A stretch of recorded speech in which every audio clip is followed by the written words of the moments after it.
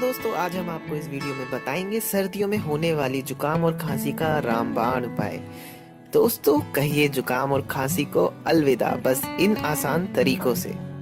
सर्दियों में जुकाम और खांसी होना बहुत ही कॉमन बात है। बस आप कीजिए ये उपाय और कहिए जुकाम और खांसी को अलविदा।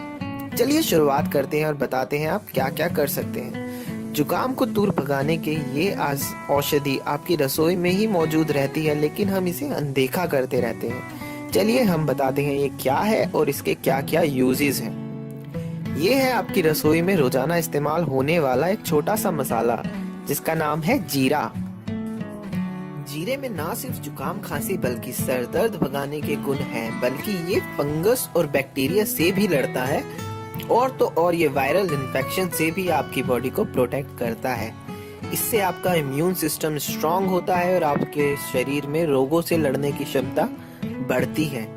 जीरे में विटामिन ए और विटामिन सी भी होते हैं, जिससे कि आपको सर्दी और जुकाम से प्रोटेक्ट करने में हेल्प करते हैं। चलिए अब हम आपको इसकी विधि बताते हैं, आपको इसे लेना कैसे है। विधि नंबर 1, जुकाम होने पर आप 1 चम्मच कच्चा जीरा चबा सकते हैं और उसे खा सकते हैं। आपको तुरंत रिलीफ मिलेगा और आपको ये पुरानी से पुरानी जुकाम या खांसी में बेनिफिशियरी होगा।